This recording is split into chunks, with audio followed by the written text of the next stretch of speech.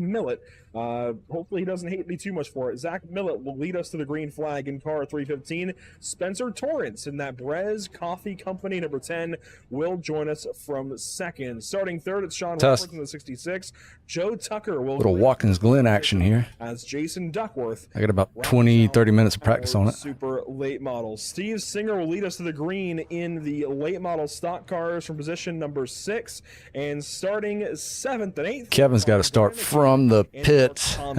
Starting from the 9th position overall, you'll find Troy Radford in car 94, Brandon Mefford in car 83. They are 4th and 5th. So you got to wait till it's going to say miss start, and that's when you join. I think it puts you right after everybody goes past the start-finish line. Oh, I'm gonna. Yeah. It's gonna be a little bit of a challenging night for me. Heck, if y'all leave a big enough gap, it might let me go in front of y'all. Ooh, Brian, could you imagine? On the start, FYI. Well, that is Chris Goins in the 11th position. Jason 10-4. Start from 12th, making his return to the series. Starting 13th, it'll be Jesse Redding, Leonardo Elijah from the 14th spot. Starting 15th, Jacob Elliott. Kevin McCann will start from the pit lane. Despite qualifying 16th, we got to do a full pace lap, don't we? Grids up from the 17th spot, 12th in class. Chris Elliott. That's going to hurt fuel economy. Class. And finally, back row of the field, Matthew Kopp at the number 22. I got 2 talk buttons. I better hope I hit the right one when I want to say what I want to say. The big thing in the late model stock class, of course, will be the 33 car. So something like last week doesn't happen. Usually, that's not exactly something you want to have to do. Tonight, it is what he has to do. League mandated. Kevin McCann must start from the pit lane, I believe. Let me brush myself up on that. Now, for Zach Millet, he'll be able to take the green with the field, but he has to then come down the pit lane, which is the big thing there.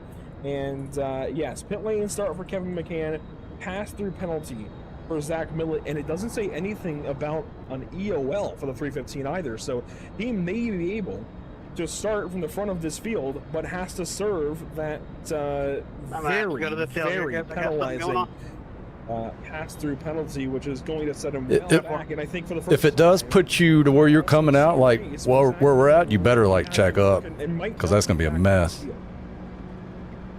And one interesting thing that I personally started thinking about just a second ago. You would technically be following the rules. If you were to have to take a well, is that at the longest line overall? Or Oh, I love to see the reaction and admin penalty off of that one. Coming I think through it the would be field for here, the guys. overall field. We've seen that actually last week. Right Coming out 3 wide into traffic. End of the longest line, which was actually I think it was a pit lane start for him last week. The week prior would have been an end of the longest line, which was behind Yeah, Brandon, the you're entire good to come field. back up. It does He have had to race so I through at least got to the go field of like late model stocks, but a you can long see ways down the pit super road late at models pit leading lane. us into. Oh yeah, because you didn't qualify. This time the bus stop here. This, I think, will be our most So that right there hurts you, not qualifying. Lap number 1, Zach, for great reason. This is where everybody's going to have to come to a sudden stop after being on throttle from the 90 at turn 1 anyway, all the way through the S's. This is where it's all going to come to a crashing halt for some. Thanks, guys. absolutely, you could Where y'all always at? blow the bus stop. We've seen it. I don't know these turn numbers. We got a left and a right to go. Different cars. We've seen it in Cup cars. We've seen it in Porsches. Pace car's in the left-hander. You've been through the You name bus it, we stop can thing. see it. Yeah, we're coming up on it. But these Pace guys car's have to be on it. about to enter the last turn. Cars and the super late models, obviously they got those short track brakes. It's going to be pretty easy for them to get stopped, I would think, and put that car. We go when the green flag's way back here in the back, don't we? Great for the carousel, but Yep. Andrew, Whenever you they're see the coming through green the last flag, couple of you go. corners. We got 5 super late models, a 6-minute race, 40 laps or 60 minutes, 45% fuel, 2 tire changes, 1 fast Green repair, flag, green and a flag. penalty when you hit a 21 instant count. Super late models Make on me the wait last corner. 15 Andrew, seconds. it's all yours. Into the restart zone here, Watkins Glen International. Zach job, the Millet next will car take is the the green leader. flag with the field. That must serve a pass-through penalty at the completion of lap number 1. That is your super late model green flag. The late model stocks now onto the front stretch. Steve Singer leads us to the green. A New York native, he fires down. What happened to Jacob Elliott? Control of the field. Contact in the back as Jacob Elliott moves down in front of the 21 car of Jesse Redding, who nearly gives him payback in turn 1. Redding falls back, Elliott slides into the 7th spot, and our race leaders in super late models are down the backstretch into the bus stop for the first time. Zach Millet getting away from the field early. He's got to put as much time as he can down this first lap. Look at how easily they hop over those rumble strips, just setting these cars down in the corner. into the bus stop with the late model stock car. Just how much they pitch that corner. Steve's running blow your tires off tire strategy. Usually they flow through there into the carousel from the bus stop. It's just so amazing to see it on the corners. Him and I just about wrecked doing it. Zach Millett should be serving his penalty right here. If I'm not mistaken, past the penalty. And he is. Zach Millett into the pit lane. Guess I'm gonna have to pick my pace up. This is going to be a challenging one for him. He's got to go down this entire pit lane at 40 miles per hour, a very slow speed, although it is a road course, and you have the slowest corner on the racetrack just ahead of you at turn number 1, the 90. So, it's not the worst thing in the world, and he's actually going to be in front of a lot of the field, I think, just based on how this field is already stretched out over 23 seconds in one lap of racing. I really think he and maybe this is the next step as he blends in front of Jesse Redding, who was 8th in late model stocks. This is less penalizing, I feel like, than it was last year for him to start from the pit lane. This really hasn't done a whole lot to him, if I'm being completely honest. This is, I don't know, it's not what I expected at all. Well, looking at it this way, he was 18 seconds back by the time he exited the pit lane. He's already half a second up. He is closing in on 17 seconds here behind the leader, and that's the leader for super late model. It only shows the first lap. As it runs, Steve's fast at this track. Somewhere just outside. That was late. That was very, very late. That was a late push there to the inside of Jason Nethery, who allows Millett to have the corner. And he goes on by the late model stock car at the very back end portion of the lap. Jacob Elliott working on Chris Goins. And they'll do the next have to deal with Zach Millett flying through the field as Elliott moves down to the inside of Goins at turn 1. I'm not so sure tire saving's a ticket here. He's already got one and a half second on me. 40. Now, these guys don't necessarily go all 40 laps here in these races. I wouldn't say save them a lot, but just don't get it where it's snow plowing. However, that should not be an issue this evening. No rain or anything. Bad thing is I haven't practiced more than 3 laps. Caution, red flag scenario. There's no reason we can help. That'll do it. I think the one thing that's going to save the Supers, by the way. So I don't really know what I'm aiming for here. This is probably the easiest track to get around. He's still outrunning me though. It's certainly not the easiest track to win at, but it's the easiest track to just get around at face value. There's much fewer places where you can lose time. There's only really turn 1, the bus stop, and maybe the carousel, and 6 and 7. Hell, I hit the wall. Got one on your right. I suppose you can lose a little bit of lap time, but Clear on the right. Not nearly like the other 3. Why is it snow plowing already? Turn 1, the bus stop, and turn on your 5. right. Those are the spots where you lose time. They left. And all clear, all clear. I thought I was saving, and apparently I wasn't. Really, I've said it already. I'm going to say it again. Whoa, look at the speed difference on the front stretch going into turn 1. That is going to promote Zach Millett to 7 overall. 7th overall, but wouldn't be P3 in the late model stock division. Yeah, right. You can see them roaring through the SEC. I heard that. Closing rate from the super late model to the late model stock car. Had the 2-footing. Obviously, 50 of Thomas is going to give up that third line, so Zach Millett he's gone through, and it is just, my goodness, love to see it, really. A lot going on in the racetrack actually throughout the entire field as Millett now closes in on Steve Singer. That is now a 1.5 second exchange and closing. Millett reeling in the 6 car and driving away from the 50. Kevin McCann, we'll briefly go to him in a moment once Millett passes the 6. McCann coming back from his win penalty from a week ago at Montreal. I gotta keep these straight. We got Millett with the win, McCann with the win, all this. A lot of M names winning in this series, but McCann, Kevin McCann, won last week in late model stocks and had to start from the pit lane in this race. It has definitely hindered him today and will likely keep him from victory, but you can never say never as Millett goes on by Steve Singer, but is now just 17 seconds behind the race leader overall. Singer kind of being a thorn in I haven't practiced pit entry. Inside there, but allowing him to clear him back into the S's. Now back on. Here comes Jacob Elliott. He is just Thomas, 10th behind Mark Truxell, and this is for 10th position in late model stocks. McCann, again, having to start from the pit lane, had to spend 8 seconds in the pits before he could get going for this race and pass Eddie Rose, Brandon Mefford, Matthew Comp, and Chris Elliott. Is working here on Truxell. This will be the 5th car that he has passed since the drop of the green. It's only lap 5. That is a wonderful stat if you're Kevin McCann, a terrible stat if you're everybody else.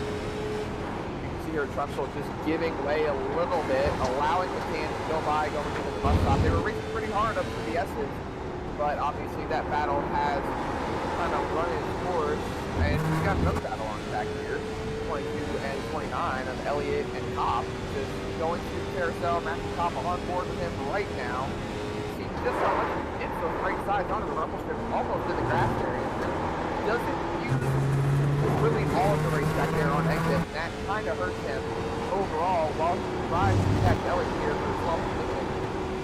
Just how much the braking difference is really between the two of them as 29 pulls away just a little bit more, ever so slightly up in the corner. Meanwhile, completely different situation. You've got some torn up panels on these race cars up for 2nd, 3rd, and 4th. Already, Brian McCann has got some damage on the number 3 car. You can see left front damage there for the blue number 3, and maybe some left side damage as well for Mark Thomas. He's definitely got nose damage. I'm not sure how these drivers have managed this already. It's only lap 6, and they've got bent up quarter panels as Comp now gets on by Chris Elliott up the S's. That might have been with contact as well. So a lot going on. These late model stocks will get physical. And drivers spoke about this after Montreal last week, theorizing about how physical this race may get at times, and clearly we're seeing it already. They left. We're on the right. It's amazing to see how these cars can get so physical with each other. You see right now they're battling very, very hard going into the last corner. 1:15.223. Side by side All right, on man. exit. You're back in second. And Mark Thomas is going to lose quite a bit here as Brian McCann and 07. Jacob Elliott. But Mark didn't appreciate that, but that was about the only part of the track I could get a decent run on him. This series so far, won at Lime Rock in his first start of the season. Very aggressive though, and not a great qualifying effort from him today. Started 15th, that puts him down, starting from 10th in class, as Zach Millett now has just passed Jason Duckworth in the super late models, already getting into that field. But it's very important to note where Jacob Elliott started in this race, 10th in class. He's already 3rd in class. He's driven by, let's see, Leonardo Elijah, Kevin McCann, actually no, Mark Truxell, I believe, Jesse Redding, Jason Nethery, Chris Gomes, Troy Radford, now Mark Thomas, and working on Brian McCann as they run 4 seconds behind Steve Singer. So clearly there is something to being a New York native, especially when you drive the number 6 car and your name is Steve Singer, as Mark Thomas now has been caught by Troy Radford, and we've got a battle brewing for 4th position in late model stocks. They're all very, very close to Mark Thomas, Troy Radford, and I think there was a little bit of false contact up there with Elliott coming off of the last corner. But a little bit of a battle on the track. Well, there was briefly a pass. Brandon Mefford has finally made a pass over to Chris Elliott. Chris Elliott falling back now as Eddie Rose, the final car on the racetrack. There was, I think, a puff and smoke from either Thomas or Radford going through turn 7. Thankfully, nothing too crazy as Chris Goins right behind these drivers, and Jason Nethery, Kevin McCann kind of bring up a little bit further back. Kevin McCann, by the way, is now into 8th in class and is trying to do the math about 18 seconds back with Steve Singer as Radford gives it a go there on Mark Thomas. Thomas has got to have some damage to the engine. I mean, you can see that the hood has popped up, and usually, Zach, when the hood has popped up like that, you've been into a barrier or a car pretty stiffly. You've done some damage to your race car. No, I knew it was surprising to know, actually. I did a little bit of research to find out what happened with Mark Thomas in that 5th late model stock car. Apparently, these drivers need to be a little bit careful when going through the bus stop. No way. He hopped over one of the rumble strips and it popped the hood right up. Huh. Let's see if we can get a replay for it. Dang it, I got it off track. Promise that we can get a replay for it. There goes my bonus points. Yeah, this is where it already happened, so we have to go a little bit further back, and this is going to be Before the previous lap. I think it's this lap here then, yep. Thought I could hold it on. When Millet was still behind him, along with Brian McCann. So, Kings left the wall coming off the last corner. so let's ride on board with Mark Thomas and see if maybe these drivers are knocking oil pans, figuratively, out from underneath their race cars, certainly doing some damage to the aero components, and that could be a difficult thing to deal with as well. You could ding up a couple of panels on your race car and now have to deal with a parachute on the nose of your car in the case of Mark Thomas. Right there, wow. Right. That is so weird. We definitely didn't expect to see, especially since we've seen all these drivers running relatively the same line to the bus stop. And The car behind is pitting. hopped right over, and here we're slowing it down a little bit, passing the 100 board. First apex, hops over, and then boom, right there. It was even for the second round. I think it was Might be beneficial now that the tires are wearing out to go to second there. alternate pit strategy taking place. Yeah, I saw that. This will really show us. Watch here, first bit of rumble strips, slams back down on the pavement, I think is what did it. And then, yeah, I think it was just convenient timing. I don't think it was even the second rumble strip that popped the hood. That's really, really bizarre. Absolutely, there's probably going to get a little bit of engine game. Really thinking about it, because usually when cars on iRacing, they take a bit of a front impact. It tends to really make the motor bog down a little bit more, sacrificing power. As you see here, Elliott in the 07 exiting pit road for the late model stock cars, and merging right back out.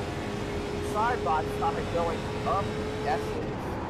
Brandon Mefford there on the left side. Kicking tires, or maybe falling back in line. Oh, that's... Now in IMSA, that would be a penalty for Jacob Elliott. When you're in stock cars, rules are a little bit different, but that was scary. And now moving over in the braking again, that would be frowned upon. And in IMSA, again, stock cars, a little bit different. Driving standards are changed a little bit when there's only years like this, but Jacob Elliott gets in front of Brandon Mefford and now gets after Matthew Kopp. And this is what I mean. He has been very aggressive. He was very aggressive last week in racing with Spencer Torrance, who is currently leading, actually, in Super Late Models. We're going to circle back to him in a moment. Sends it up the inside here. Yeah, I mean, he is very, very aggressive. He wants to go win these races. Does not care about who he has to pass and how he has to pass them to do it. So long as he keeps his car in one piece. Did he take tires though? No. 8 seconds in the box. Might have been fuel.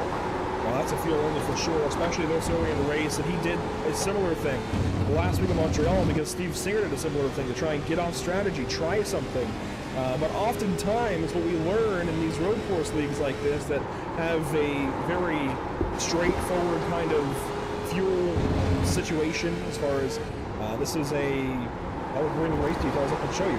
A 45% fuel load race with options for tires. You do need fuel. You can, at some tracks, you're not going to do it tonight, but you can at some tracks try and save, make it one stop.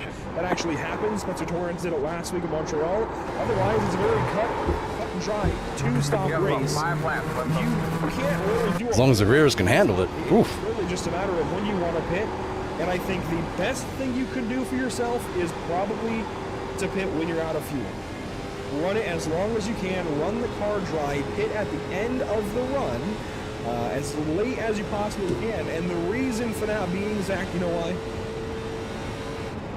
What do you think? Because this is one thing that I've done a few times in my racing experience on iRacing. Stretch that fuel as long as you possibly can to make your runs shorter towards the end and really be able to run longer on the fuel than any other can. Yes.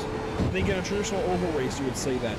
More so on a road course, you're doing it because you can limit the amount of time that you have to refuel. That's reason number one.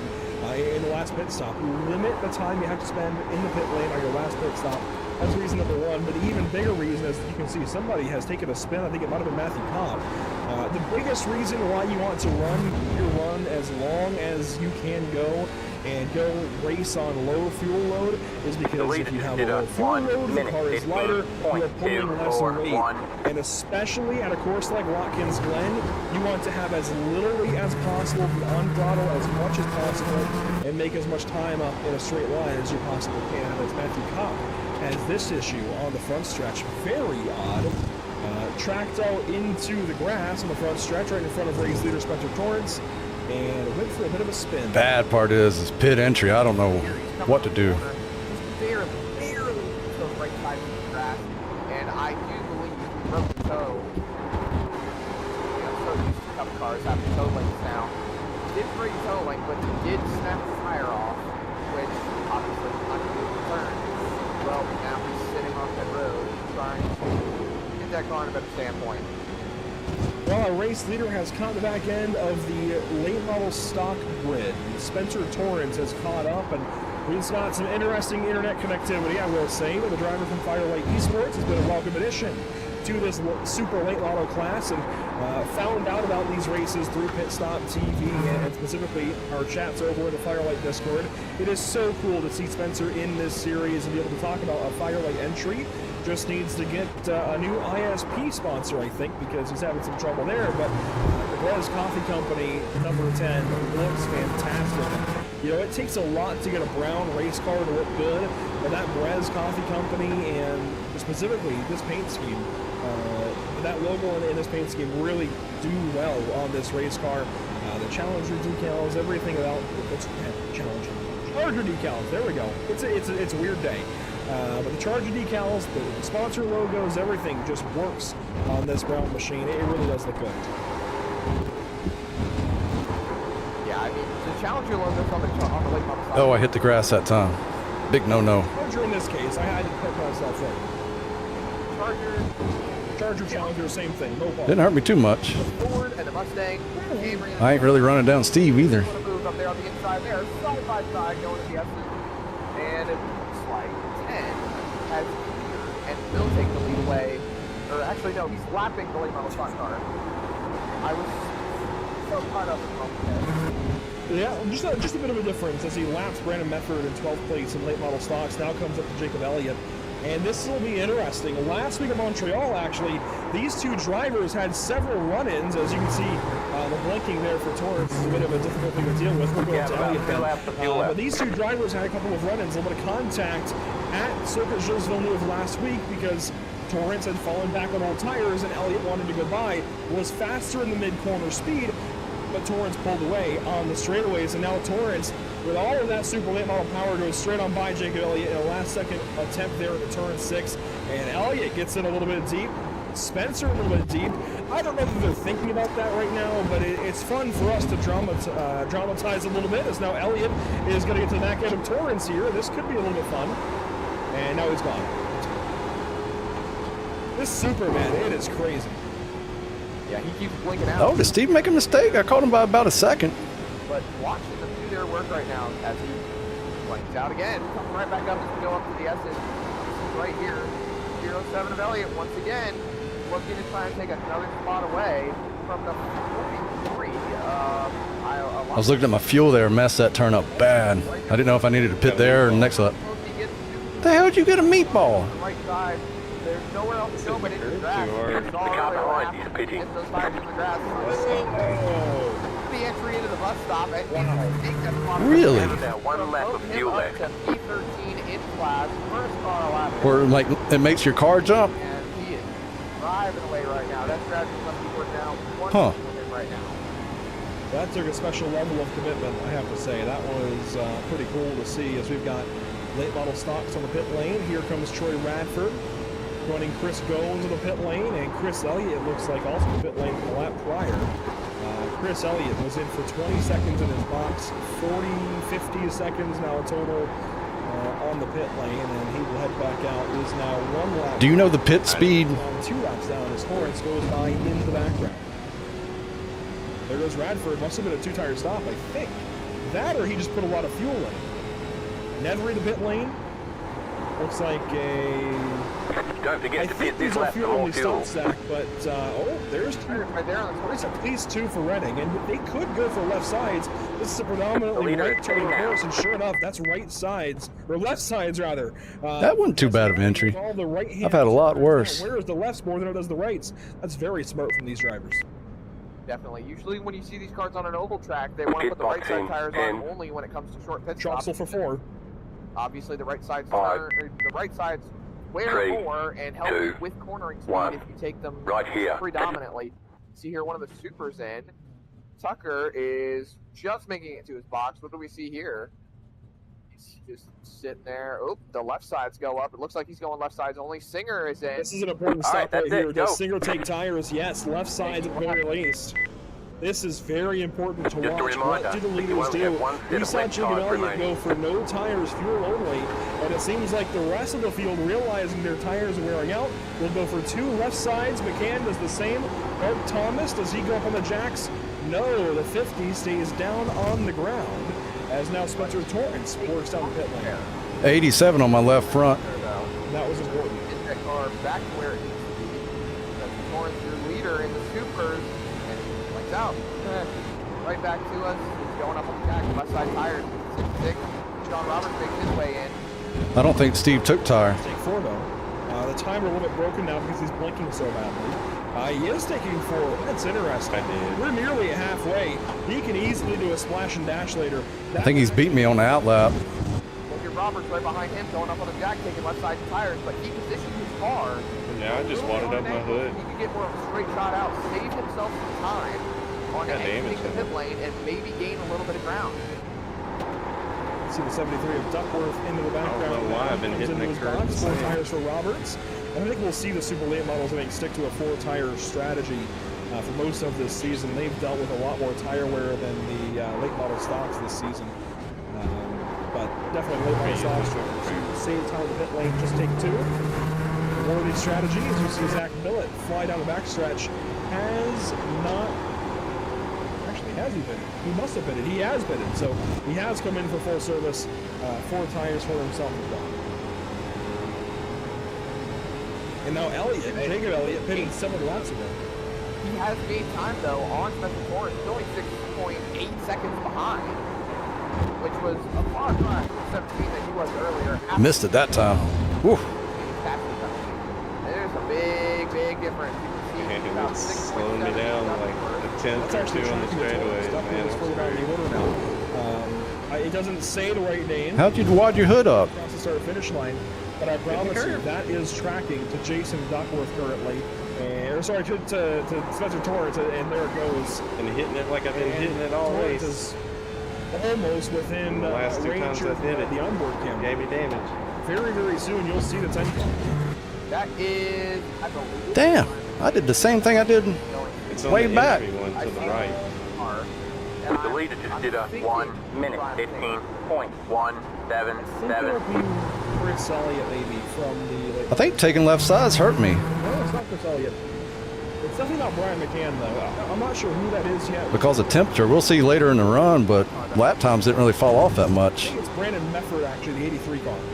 It might be, but definitely something to keep an eye on. The one thing Steve can nail them out laps. Sean Roberts, 66, running very good. Now a lap down.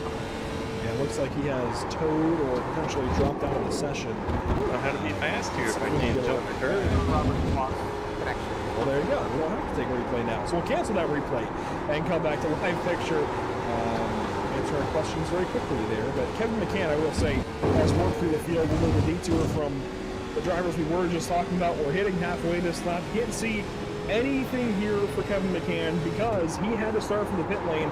When that happens, unfortunately, driver data is not sent to ATO.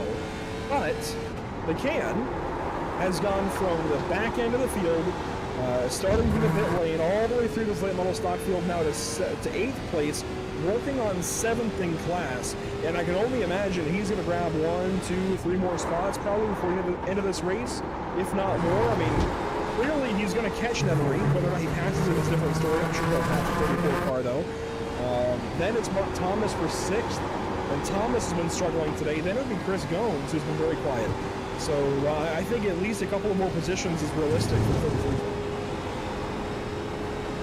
Yeah, you can see here, he's getting a really good run on corner exit. I don't know if he'll be able to take that spot. Honestly, he seems to be down on horsepower, so it looks like he has the same issue that Mark Thomas had earlier, where he was a little bit. I got a bad jump off of that one. Might have to back there next stop. So big thing for him right now is cornering speed if he's down on horsepower, because that's the only thing that's going to keep him in contention to pass anybody right now. See keep going up the S's. There's no gain. There's absolutely no gain. He's sitting in the wake of the car in front, doing whatever he can to stick with it, and it's going to be the matter of late on the brakes, sending it, and really whatever he can to stay in. Different story here. Here goes Joe Tucker on by Jacob Elliott, or trying Wasn't paying attention to what I was doing on that left-hander. attempted to turn 6, falls back now for turn 7. Will he give it a go into the 90 for turn 1? That's an interesting question. Joe Tucker, I think, been very realistic about his opportunities. He has struggled a little bit in this super late model this season and doesn't want to push anything too crazy. What's interesting, though, is he keeps getting to the inside of Elliott, kind of spooking him into the corner, and I think costing Elliott just maybe a half a tenth or so each corner. Just a little bit, not quite going there. I think he'd probably save him time, honestly, in the long run, if he would just go for the move. Yeah, if I had a nickel from a conversation, go by either man right now. But you can see here. Well, you did, and you went P10 in summer shoot. Yeah, just a little bit. It's not like we drove through the South pile up or anything. Hey, going into the bus stop right here, Tucker has finally taken the spot away, but look at Elliott. He's still on the back bumper. You can see here the difference between the supers and the late model stock. But the big thing right now is the cornering speed, and the cornering speed for the late model stock cars to hit that grip is keeping Elliott right there with Tucker. But there's the straightaway speed for super late model, and there he goes. Speed 3 and super late models is now pulling away from what is. Hey Nathan, how's it going? I actually don't know where Elliott the has car gone. coming up quick. Those were both third-place drivers. Well, then if I would have known that sooner or later, that would have actually set up my fun that I had. But at least that's B3 for each, fighting for it on track. Not for position, but on track at least. As Elliott is closing on Brian McCann. Not fast enough though. Interesting battle as Oh, his super's gonna catch me bad spot. one interesting thing is Brian McCann did not repair his damage Car on your right. from his wreck earlier, I do believe. You can see Clear there, on the there's right. the left front Grip damage and on stop that the car. car. approaching. Real bad spot. Still struggling overall. Car on your left. Real bad. No. To the inside. Gonna take that spot. All I clear, believe, all clear. into bus stop. I had a shot at Steve. Fell back right in line. Oh, this is frustrating. There. Oh man, should I have blocked that? Into the show. Wow. Got one on your right. Model stocks. And All Tucker is clear, going all to get clear. pushed behind these two and then have the power to go right back on by on the backstretch here. Got one on The your second right. backstretch, if you will. He's going to get clear Stay by left. turn 6 and leaves Brian McCann to deal with the Still mess there? that he's just kind of created. All clear, Oh, all that is clear. painful for Brian McCann. Damn, I lost big time on that. Big Car move coming here for up turn quick. 7 to the inside he goes, and pass in Got the one on your works right. for position number 2 in late model stock. I'm gonna lose there. even more here. Lead now by Jacob Elliott for position number 2 in Stay late model left. stops. What's more interesting about Clear this on the fight, though, right. Zach, as Sean Roberts now goes to pass both of these drivers in second and third. And that's going to hold McCann up even more. Oh, I mean, I could have been more aggressive there, but he's super. I don't want to be in the wall either. McCann. This has been an onslaught, a last lap. This poor I'm okay with not winning, but I want it second at least. traffic. However, these drivers have really closed in on Steve Singer. Well, they had. Of course, I ain't really racing Jacob for points, so Back to Singer until this happened. Now they're back to back. But at one point, second place pays more points. That's why I wanted it. it's back in the 6th car, and that is a different story from prior to pit stops when they were. Yeah, they got to go through Steve, but So, I think we need to. I'm mad at or sad that I lost to Jacob. Second in late model stocks for a little bit. We'll see if they close back. The winner's penalty is so harsh in this league. I didn't really want to win. To try and cut a pit stop. Oh no! I about hit the wall again. Had to back out. Oh, the leader of the Super Lakes just crashed on behind an him. oval. Now you can carry a lot more speed in the corners on ovals when it comes to a short track car, like a super late model or late model stock car. A super caught me going into the bus stop, messed me up big time. Steve's got a 6-second lead now because of it, Just from that lap battling. You sit side by side on the road. and I lost the second, so I'm in third now, corners that you can't carry. all in one lap. Speed. Now the S Who's in is one thing, passenger? but the 90 is Joe Tucker. that's another Joe where the Tucker. bottom or the top, your speed is going to be determined really on corner exit. Oh, second place, Jacob Elliott. Side by side. Oh, he corners, pitted in corners on the road lap course, too. you're going to lose anywhere between a second. Yeah, but I was in front of him, and Tucker outrun it. He might get wrecked here. And Tucker now holding up the 60. That's Joe slowing back up. Oh, this mixed class racing. To deal with a lot of super late model traffic that's hitting him, and yeah, Tucker got into the side of the 07 there. He might just take out Jacob for me here. Man, I don't even know. I don't even know what to say about it now. Oh, it's not having it. Oh my goodness. Now I got to race him the entire track. 1 minute 15.443. The cop behind you is pitting. Get back. He's pitting to get out of it. Yeah, he's frustrated. He's very, very frustrated. But one thing that we haven't focused on in a second, Zach. He's going to slow me up big time in this bus stop. He's 5 seconds from Spencer Torrance. Yeah, that happened a couple of laps like ago. big. Everything's just been so exciting with these drivers. Oh no, should I pit here? For that pass actually for the race lead in just a moment. We see Elliott into his box. Let's see how long this takes. He is going for left sides. I'm surprised there. He is all over the throttle. He has pinned it. It is loud. He didn't slow me up too much. He's maybe slow me up here. Somewhere I'm going to catch him. Is he short pitting? Maybe this was part of his strategy. It is, but he pitted way earlier. Maybe not. What happened to him on that one lap that he slowed up so much on? Earlier this evening, I think 7 laps prior to the rest of these guys. I don't know that it has a huge significance as far as time on the racetrack. If anything, I still think going late in the run and taking less fuel at the second stop, just a splash and dash, is probably more efficient overall, but it is an attempt to, I think more so to get out of the traffic, Zach, to get out of what he was just dealing with and was slowing him down. It's possible. Now he'll have a clean racetrack to be able to focus forward on moving that car forward. As you see a fight here for what is more on the racetrack as Zach Millett passes him on. Where'd Jacob go? See right back there, Spencer Torrance in the background as they fight for fourth in late model stock cars. I don't see him Let's see on my list. Torrance lost the race lead. Zach is rolling through the carousel right now. There is Spencer Torrance. That is exactly why. There you go. Yeah, he pitted, but I thought he would come out somewhere near me. But I don't even see him anywhere on my relative. That something's happened. Oh my. And he had a still quite sizable margin. I'm trying to scroll it here. Oh god, that guy's gonna wreck. Yeah, that's going to hinder him a lot, especially with the advantage he had. Zach Millett having. He's 30 seconds behind me. Even going through the carousel, blinking out a little bit. Getting onto the power, that's the whole tires for it. He dips on the rumble strips just a little bit. He catches the car quite well, but that's a little bit of nose damage for that super late model. And Zach Millett passes. I believe I'm still saying his last name right. Millet. It was clarified to me after round 1, Millet, but yeah, second week in a row problems for Spencer Torrance. Last week it was a botched pit entry, I believe, or pit strategy, one of the two, and it really helped. But you can see there how long it took for Millet to get to. I believe it was still a 5-second or so gap, and that's actually why it didn't stand out to me at first. Before the pass, it was about a 5-second gap as you see Thomas and McCann fight. Kevin McCann goes by. Prior to that mistake for Spencer Torrance, he was 5 seconds ahead. After the mistake, he's 5 seconds behind. It didn't even faze me at first until I noticed the names were swapped when you mentioned it. Very odd. He's been around like that. We're not seeing the Supers struggle as much here as we have seen them this season, but it has been a very common issue for these cars to just burn these tires off and have those issues later on in the race.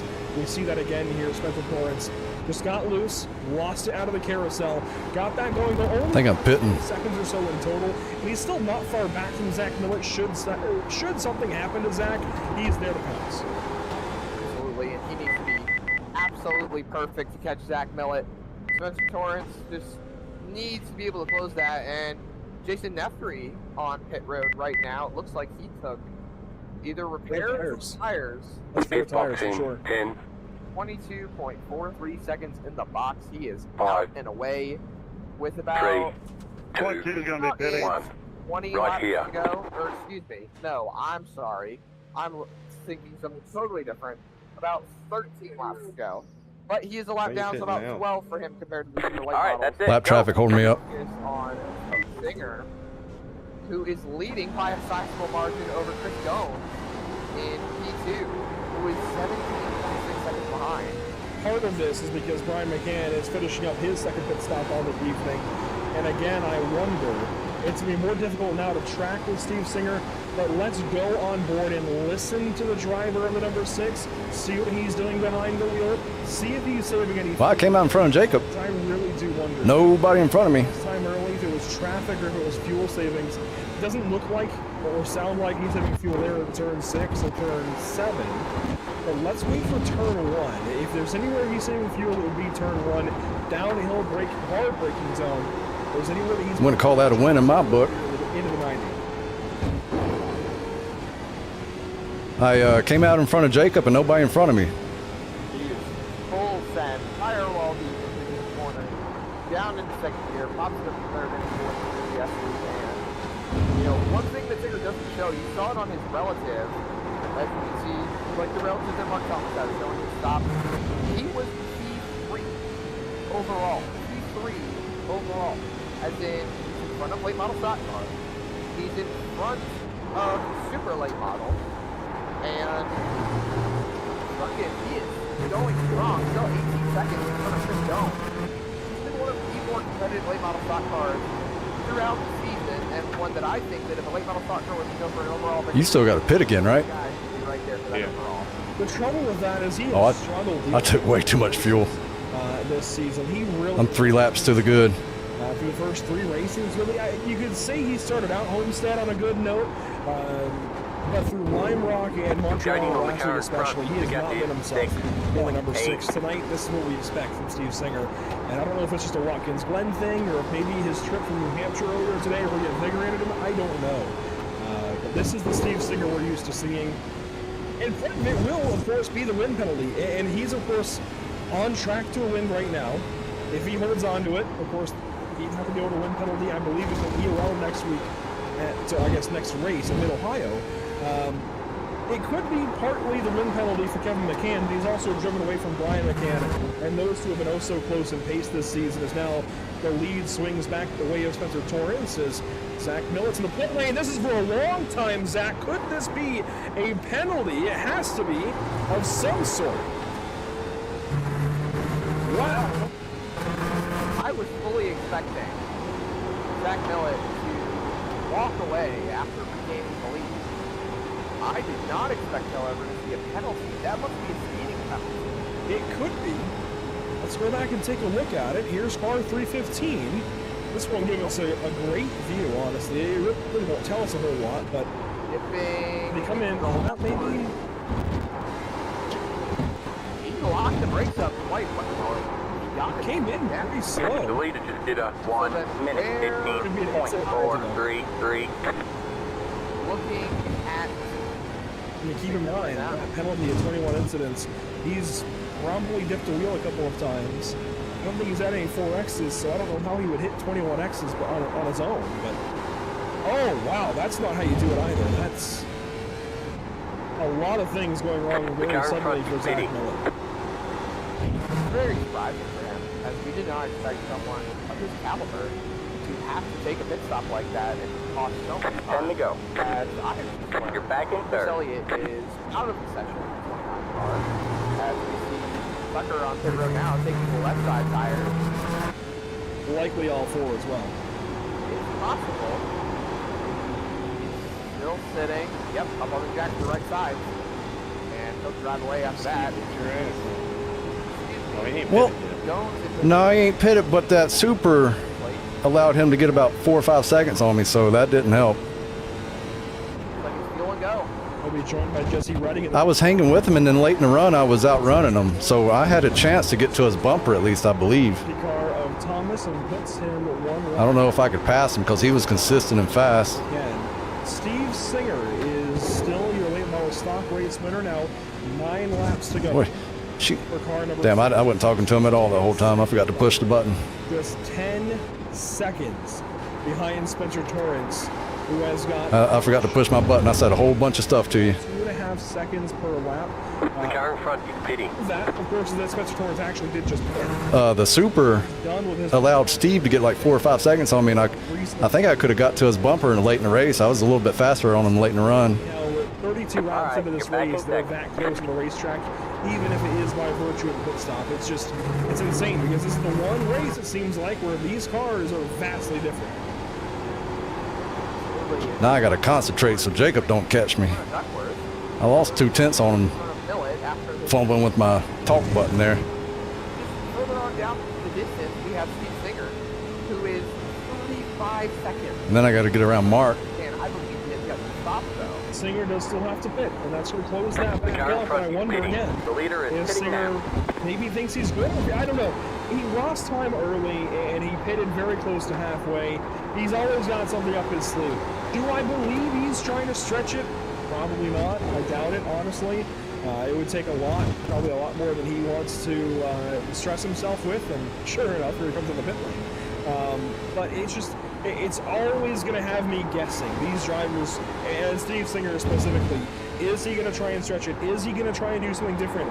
He did something different on Montreal last week that seemed to help for a little bit.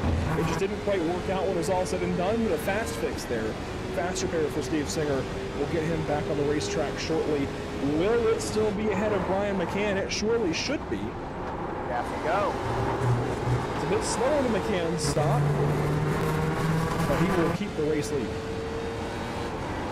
He does have McCann 5 seconds back, and Elliott, who is 7.5 seconds back. I believe Elliott took tires on his stop, though, didn't he? Yes. He did take 2 left sides. He took no tires early as Leonardo Elijah blends in. Elliott took no tires early, left sides late. Interesting. Of course, he pitted much earlier. He does have quite a few laps. Now he has, let's see, 8 laps on those left sides as Steve Singer has finally just pitted, and Brian McCann has a nose for Very interesting. Mark Truxell into the bus stop chicane. That was hairy for a moment. Costing him time. Yeah, this is huge. 7. This is huge for Brian McCann, getting held up behind Mark Truxell, who runs 16th, one on your right. 1 lap down. Jacob All Elliott clear, is all clear. reveling in this. He's closed quite a bit now. Only about 1.4 seconds behind McCann as he's going to look to the inside. Oh, that was deep, but he made it work. He wasn't too happy about that one pass way back. Lost himself just a little bit of time. Oh, no. The 21 of this Redding is around. Jesse Redding spinning out of turn number 1. Let's take a look. I'm not sure, Nathan. Take a look back as to what happened to driver 21. He's had a bit of an up and down season so far. Chasing Brian Rowe. I've never tested this car. Typically on a road course it is. That would certainly happen. I did that a couple of times in practice myself. It is not easy to get through turn 1 and make the most speed in these cars. This car is really, really weird to get the most speed out of, especially on a road course ready now going through the grass there in the bus stop. This is a very weird car to drive at the limit, especially. Yeah, I lost a whole second riding behind him. There's so much grip in the late model stock car. You have got to be absolutely. Steve's still 6 ahead of him. Sending it around this place and on the throttle as much as you can be. Turn 1 is weird because you want to try and get all the way down to that apex act. If you get down onto the flat there of the curbing, you're going to get the car way too upset and spin it. It's a very fine line you have to ride on in the late model stock car. Absolutely, and it's so easy to get on the power in the late model stock car and really just get the whole thing upset. You don't want to slam the gas, but if there's something you can't do it. Zach Millett is passing the career of Duckworth for second. They're right here at second spot. This is where I want to be anyway. Quite a margin behind. Points wise. Think about it this way. If he had not had, I wouldn't mind getting a win. I'll take 1 winner's penalty. but I'm assuming he had 40-second hole because he was in the. Once you start getting like 2 or 3, stop. That's what again. That checks out. like look where Kevin's at right now. In the front of Spencer Torrance. He had to start from the pits. That sounds about right. That sounds, yeah, I mean, that's a few extra seconds since the pit stop. That sounds right about where it would have been. And now it's a completely. Yeah, he's in 6th, but he also hit the wall a bunch of times. In the Noble Can-Am Series in Super Late Models for the first time since race number 1, with Zach Miller went to victory lane to nobody's surprise. And finally, we're going to have a new driver in victory lane so long as Spencer Torrance can nurse this 33-second gap. He really doesn't have to do much, Zach. 5 laps to go, coming to 4. 33 seconds. He really doesn't have to do much. He could probably leave the car in 4th gear at this point and just nurse it around here and be perfectly fine. Don't spin. Now I get to race a super. Just keep those tires cool. Don't. It's always fun. We've got a car coming to 4 laps to go. No, wait, that's Matthew Kopp. Never mind.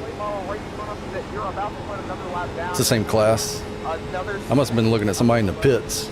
It is very much possible for you to do what you're doing. Let the car do its thing. Roll with the punches, and you get yourself a first time winner tonight. Actually going over to the fire. He's going to let me go big time. You got one on your left. All clear, all Because clear. we're about to see one of their drivers go to victory lane, it looks like, in the Noble Can-Am Series. And we can't say that too definitively just yet. There's still a lot that can go wrong, as he's got a lap 2 of his countrymen, if you will, in the super late models, Joe Tucker and Jason Duckworth, who run 3rd and 4th in a fight for that position. But quite frankly, with 3.5 Oh, it slid big time. seconds, and Zach Millett, I'm sure, not really pushing too much. The leader just did I just went ahead and used the wall there. Number 10. And there's a lot of other partners that I'm privy to knowing about over at Firelight Esports that I want to give a mention to. Of course, Press Coffee Company on the hood, IMB Raceware, a big part of that team, Firelight Esports, of course, lightstuff.gg, Do the Move podcast, Big Evil Designs, Lefty, of course, Pit Stop TV, Whiplash Media SimCam, we've gotten involved recently.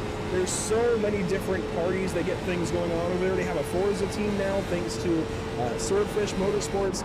So much going on at Firelight Esports, and I hope that I'm able to be a part of them rising through the world of iRacing and esports in general to the highest of ranks, because it really is just a cool community to be a part of, thanks to Brady Wagner, of course, Josh Styles, and everybody else over there.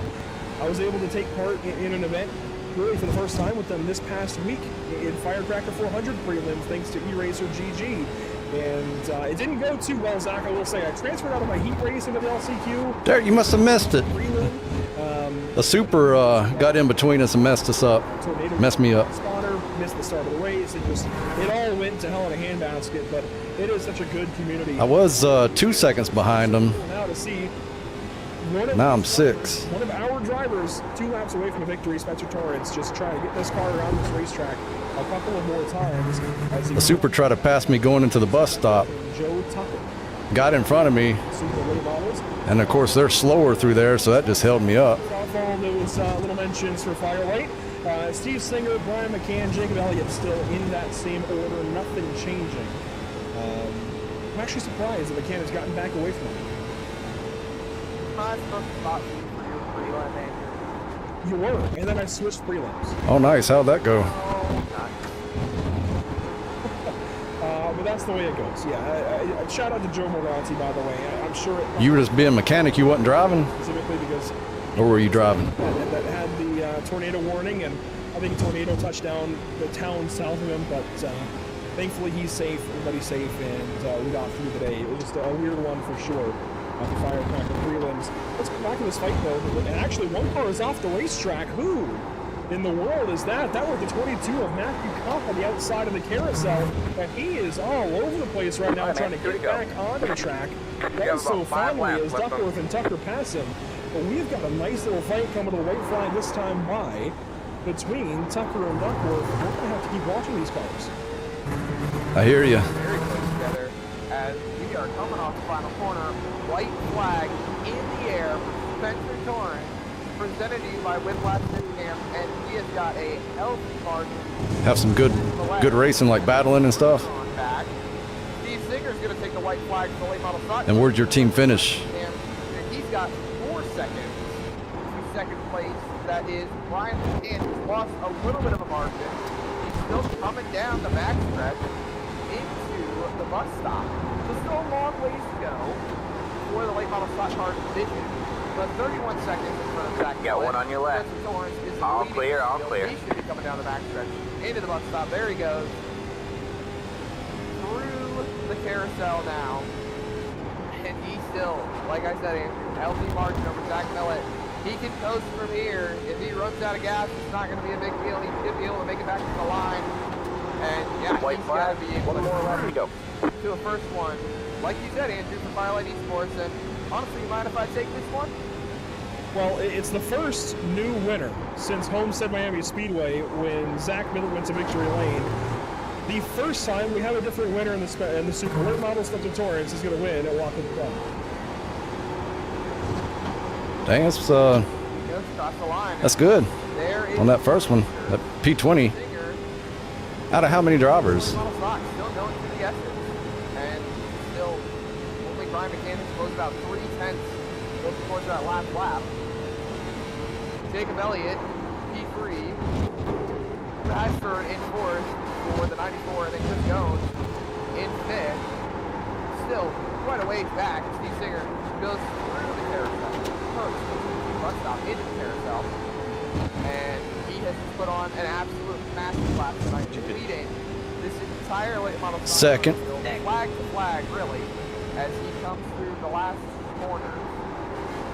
And like I said, Andrew, this man right here is going to be one of the few people I think that will compete for the overall.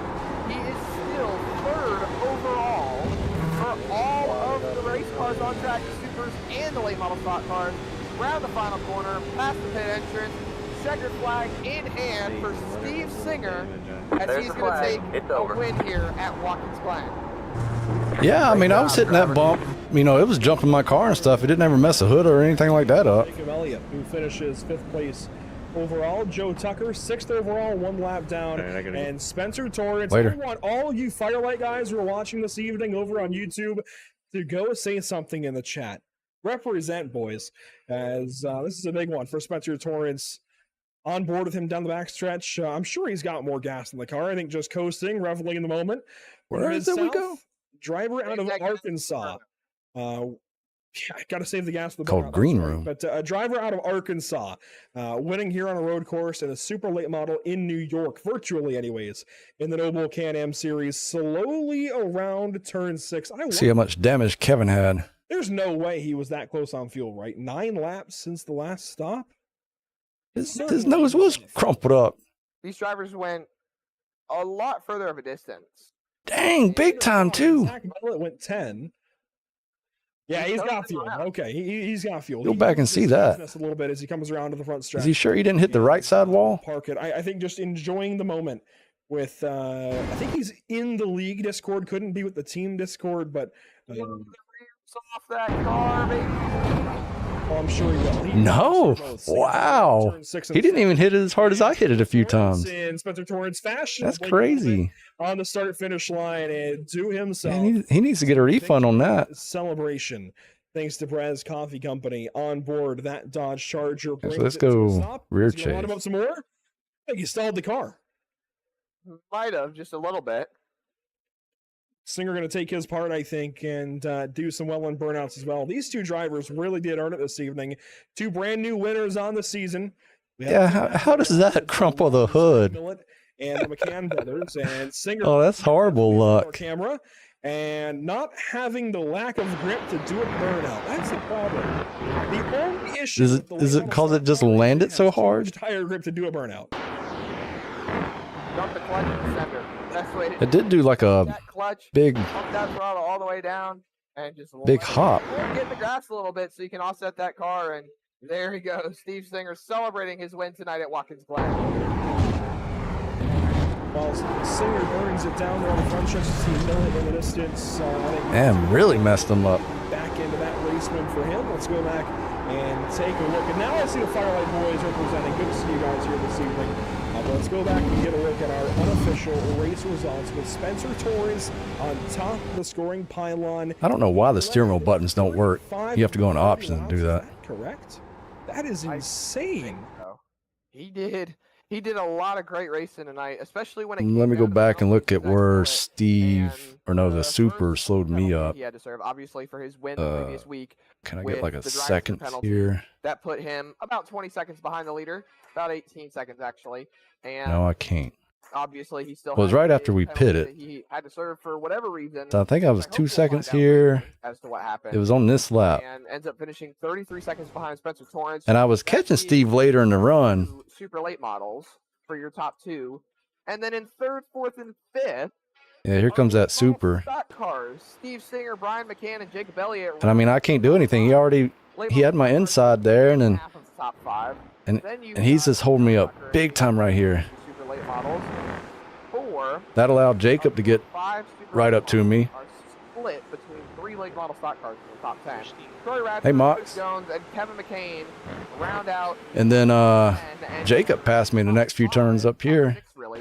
The There's a super again. Mark Thomas, Brandon Medford, your 11th and 12th place finisher, your last finisher for the super late models. 5th in class, Jacob went wide and held his momentum. I didn't do that. Take only 1 lap down at the end of the race. Jason Nethery and Jesse Redding, 14th and 15th. They are your last cars to finish 1 lap. Oh, Mox, I saw about your house. I hate that happened 2 laps to you. down in the 16th position, Mark Truxell and Leonardo Elijah. Yeah, I'm already done. I finished second. Matthew Kopp, 3 laps down in 18th.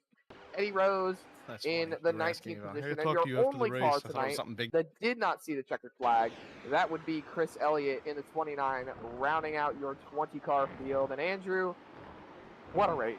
We saw a lot of things going on throughout the field, a lot of different scenarios, a lot of different storylines really moving through this race, and it was just amazing to see how these guys were able to handle it all.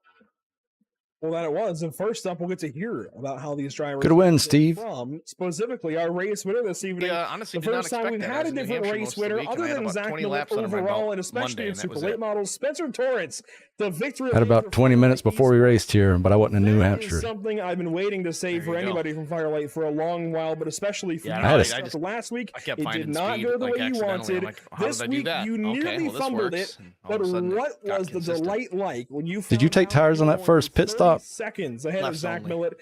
Yeah, I did too. I didn't see your animation, so I wasn't sure. Yeah. No, I figured because it takes longer to put fuel in it to that extent than it does to change left. So I said, screw it, might as well, because it does get a little tight at the end of the run. Fun. Yeah.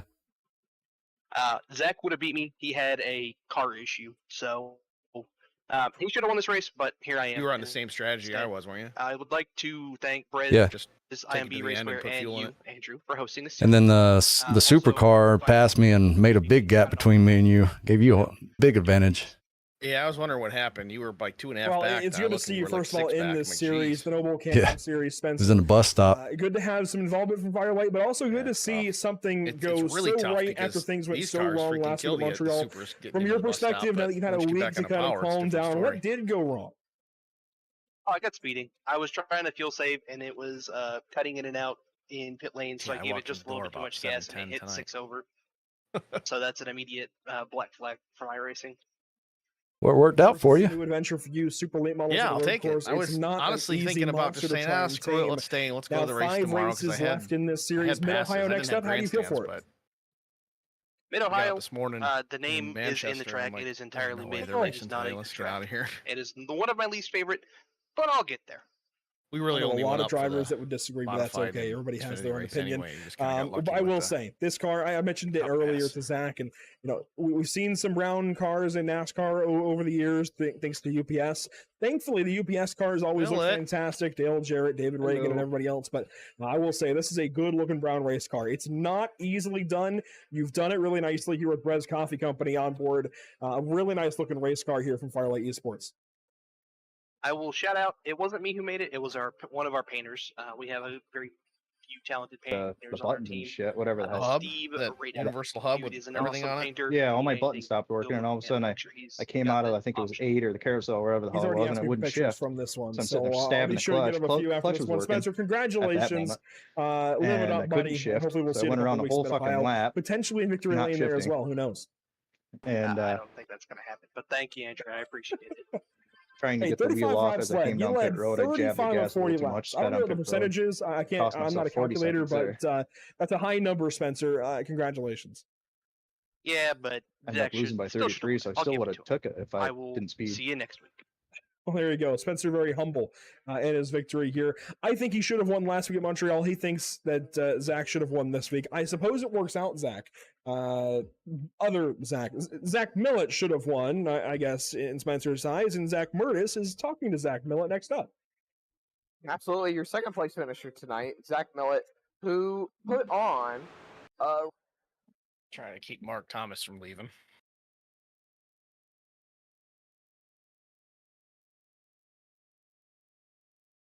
He said he kept getting damage every pit stop. He had 3 to 4 seconds to fix.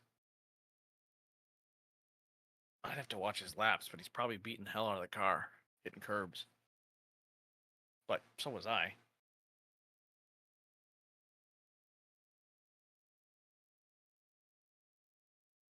You got a backup wheel, Zach? Oh wait, no, he's in. Kevin's car got heavily damaged on the curb going into the bus stop. Bent his hood up and everything. I wonder how mine looked at the end, because I was hitting it pretty good every time. Let's see.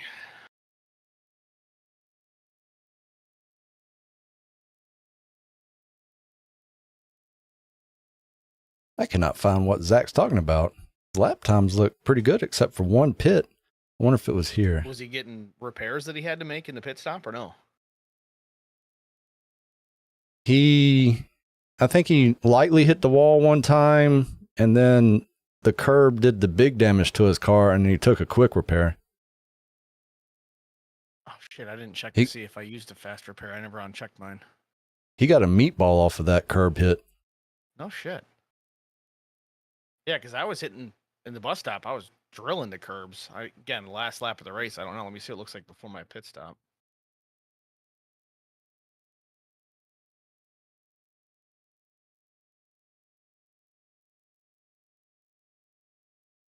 No, it looks good. That's weird. On lap 17 is when it happened to him.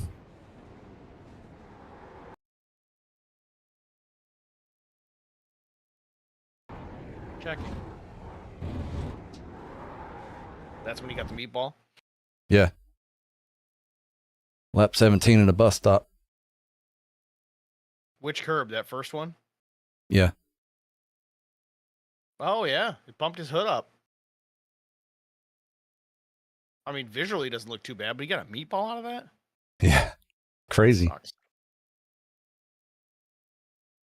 Usually you can kind of beat the hell out of these things.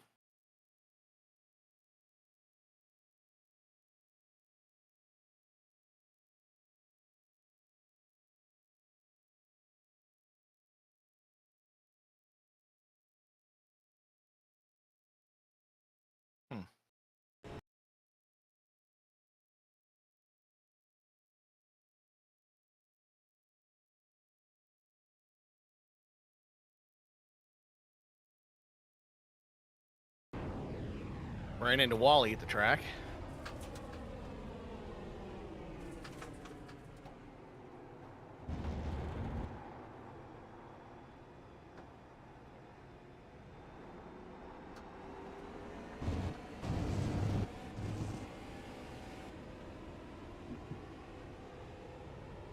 Oh, man. Welcome back. 83.1 degrees in here. I bet. Sheesh. It's Hey, Brandon, where'd you, I didn't see where you finished. here you go.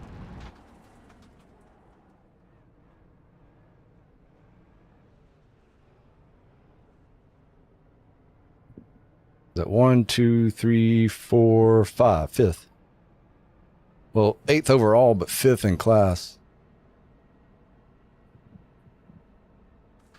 Wait. No, that's not right. I'm looking at the wrong thing here. New Hampshire the rest of the week. 1, 2, 3, 4, 5, 6, 7, 8. Yeah, you got 8th. Kevin got 6. Zach has steering wheel problems and still got 2nd.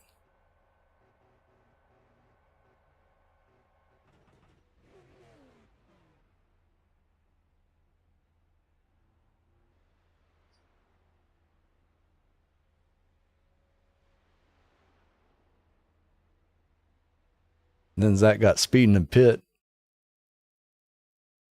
I have to go back and watch that lap 30. Can't remember if he said he had to change his steering wheel or what.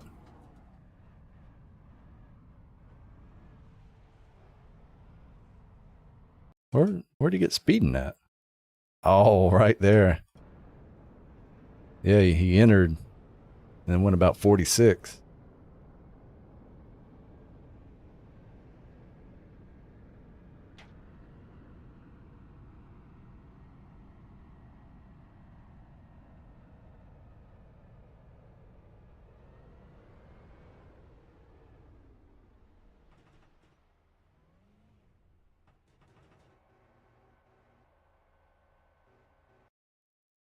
I ain't even listened to the broadcast.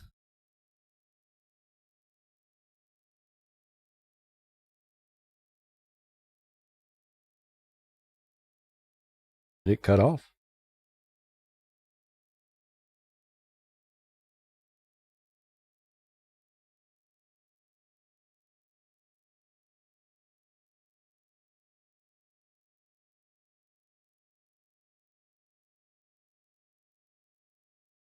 And we're back. Yes, sir. Short and sweet. Beautiful. Yeah, I never remember to get the thanks and stuff in there. Absolutely. Brian McCann coming Gets you, I think, home for the tonight second or third or with fourth time a in a row. P2 finish Brian McCann, very in class for the late model stock cars. Brian, just tell us how things went for you. We know you had a little bit of left side damage after a little bit of a tank slap on the last corner there, but just kind of tell us how everything went for you and how you were able to rebound and take that second place. Yeah, where I hit that wall definitely didn't help too much. I think I got past there and lost the position, but it didn't affect my handling or anything, so I was all right after that.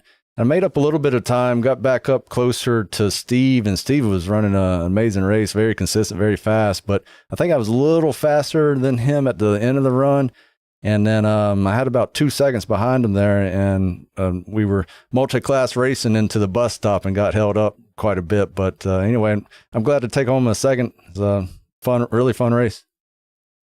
Well, it should definitely help you when it goes to the points battles. And one thing that we discussed in the booth is the clogging that happened when it came to fighting on track. I know you and Jacob Elliott were getting caught up in a lot of the battles with the super late models. They would struggle a little bit, and you guys would close in, especially on some of the high-speed corners like the bus stop and the carousel. Just kind of tell us how everything was able to work out in your favor and how you were able to avoid those issues and be able to continue onward and really just take home that second place finish. Yeah, Jacob was in front of me, and then during like the battles you were talking about, and he pitted, so we were on a little bit different pit strategy, and I don't know what happened there, but after I pitted, I came out about a 1.5 in front of him, so that definitely helped me there. I don't know if maybe he messed up or something, or maybe he got held up somewhere else on the track. But when I came out of the pits, I had a clear track in front of me, so I was able to clock off a bunch of good laps. So that might have been it. But yeah, as far as the supers go, I didn't really get a lot of opportunity to ride behind anybody until like mid race when I was racing with Jacob there, and I didn't know, where their break points were. I didn't know how slow they were in a turn. So that was doing it live for the first time there. We were battling, and I took it real easy. I didn't want to, I'd rather finish top 5 than being stuck in a wall. So I went a little careful on it. Absolutely. And you definitely did the right thing to be able to bring it home in that second place position for the late model stock cars. You ended up finishing about 4th overall, I believe, for the whole race, really. So that's a great thing to take away, being in a late model stock car. But excuse me, what's one thing you are looking forward to really when it comes to next race at Mid-Ohio? Just being consistent, being up front. I don't want to get into any wrecks or battles, or just want to come out here and clean car. Hopefully I don't hit the wall like I did this race, but yeah, just have fun. Absolutely. Well, that was Brian McCann, your second place finisher for tonight, and we definitely look forward to seeing you at the next race at Mid-Ohio. Congratulations on your second place finish. Thank you. Take it easy.